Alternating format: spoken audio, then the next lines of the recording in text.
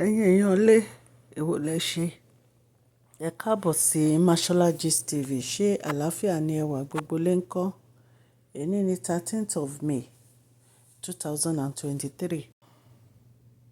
Gbogbo ẹ̀yin tẹ̀ ń ṣe ọjọ́ ìbílẹ̀ ní akínyìn ẹ kú ọdún ẹ kú ìyèdún. Ẹ̀mí yín á ṣe púpọ̀ ọdún láyé o.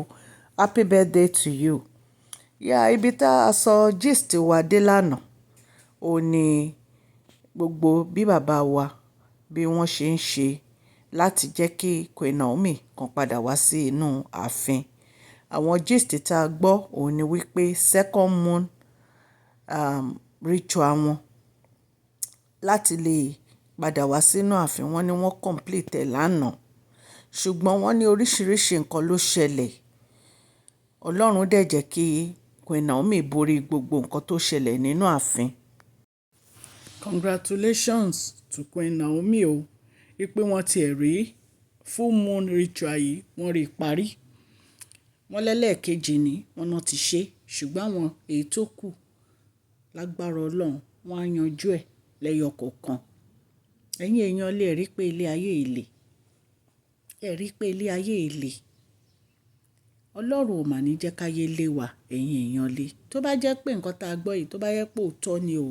Allegedly bá ṣe gbọ́. Wọ́n ní bàbá kan wà tí bàbá wẹ̀rin ńlá súnmọ́ pẹ́kípẹ́kí.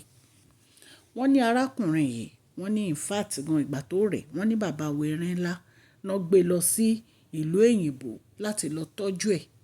Wọ́n ló ń bá ìkan nínú àwọn àǹtí wa gbogbo ẹ̀.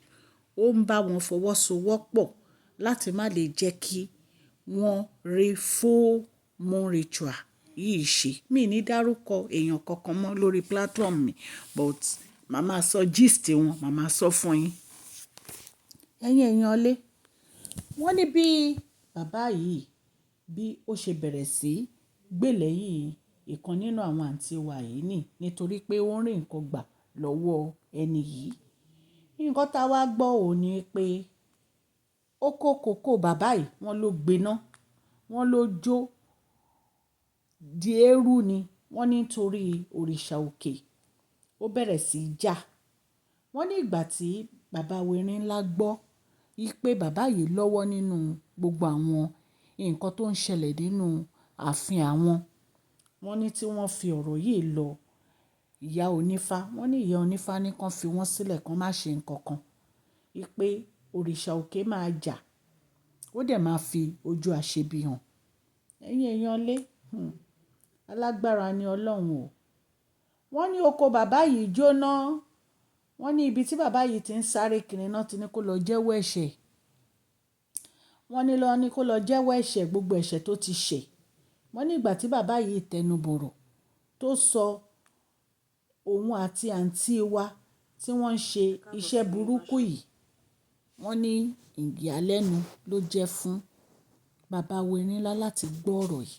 Wọ́n ní bàbá wẹ̀rin ńlá lanu báyìí ni pé wọ́n lè pàdé. Wọ́n náà lanu báyìí pé wọ́n lè pàdé pé ọ̀rọ̀ yìí yà wọ́n lẹ́nu gan pé irú ayé wo gan lè yìí gan-an tó yẹ pé kò sí ẹni téèyàn lè trust. Ẹ̀yin náà ẹ mọ̀ pé bàbá wa erin ńlá onínúure ni wọ́n. Wọn ò dẹ̀ fẹ́ nǹkan kan tó jẹ́ pé ó máa pa ẹnikẹ́ni lára. Gbogbo àwọn èèyàn tó yẹ pé wọ́n ti fà lọ́wọ́ sókè dìde. Wọ́n ń ṣe kékeré. Ó ṣe wá jẹ́ àwọn lẹ́ máa attack lẹ́ máa ṣe nǹkan burúkú lẹ́yìn wọn. Wọ́n ní bí àṣírí bàbá yìí àti ìkan nínú àwọn àǹtí wa yìí ṣe tú nìyẹn. In fact gan wọ́n ní wọ́n warn Queen Naomi pé kí wọ́n ṣọ́ra. Kí wọ́n má gba ìkankan nínú wọn láàyè láti wá sí inú church wọn mọ́. Torí ìgbà tá a gbẹ́ pé àǹtí wa kan lọ sí church wọn ó yẹ kí ẹ ti mẹ́ta ń sọ. Wọ́n ní pé wọ́n warn Queen Naomi pé kán wà very very careful fún àǹtí wa yìí. Pé ó máa ní pé òun wá parí ìjà ni, òun wá peace ni. Pé irọ́ ni o. Pé nǹkan tó ń ṣe lẹ́yìn. Pé kì í ṣe nǹkan tó dáa. Allegedly nǹkan tá a gbọ́ nìyẹn. Èmi mọ̀ pé Ọlọ́run máa jà fún Queen Naomi. Kò dẹ̀ sí nǹkan tẹ́ ẹ lè ṣe. Ọlọ́run Elédùmarè ó máa yanjú gbogbo ọ̀rọ̀ yìí pátápátá láìkọ̀kan. Torí wọ́n ní bàbá wẹ̀rin ńlá ò sinmi lórí ọ̀rọ̀ yìí. wọ́n ní àwọn tí wọ́n dẹ̀ tún gbé ọwọ́ kọ́wọ́ náà, wọ́n ní nǹkan tí ojú wọn rí, wọ́n ní kì í ṣe kékeré torí wọ́n ní òrìṣà òkè ń jà fún Queen Naomi ni. Ẹ̀yin èèyàn lé àwọn nǹkan tá a gbọ́ nì. Àwọn gist kan wà tí mi lè sọ fún yín lórí channel yìí, ṣùgbọ́n àwọn èyí tí mo bá lè sọ màá máa sọ. Bọ́ gbogbo gist yìí lápapọ̀ òun ni wípé Ọlọ́run ń jà fún Queen Naomi, Ọlọ́run ò fi Queen Naomi sílẹ̀. Gbogbo àwọn tó dẹ̀ ń ṣe bí ṣe làṣírí wọn ń tú. Ọlọ́run á dẹ̀ máa táṣírí wọn náà ni. Ọlọ́run á wà pẹ̀lú gbogbo etí tó ń gbọ́ mi. Mo dúpẹ́ lọ́wọ́ gbogbo ẹ̀yin subscribers o. Ọlọ́run á bá mi gbọ́wọ́ yín sókè, ẹni tọrọ jẹ ẹni tọrọ mọ̀. Ẹni ẹlẹ́ni ò ní gbà ṣe yín ṣe o. Orúkọ mi ò yí padà, Máṣọ́lá ni orúkọ mi, Yorùbá ni à ń sọ lórí ìkànnì yìí. À ń sọ nítorí pé a fẹ́ gbàgbé àṣà àti èdè wa, dẹ̀ tún sọ fún ọ̀pọ̀lọpọ̀ àwọn tí wọn ò gbọ́ Gẹ̀ẹ́sì. À ń sọ̀rọ̀ nípa celebrity gist, royal gist àti politics àti gbogbo nǹkan tó ń ṣẹlẹ̀ ní agbègbè orílẹ̀-èdè bàbá wa ní ilẹ̀ Nàìjíríà. Tẹ́ bá ti subscribe, ẹ tẹ notification bell yín kẹ́ ẹ subscribe so that a bá ti post any gist ẹ máa rí.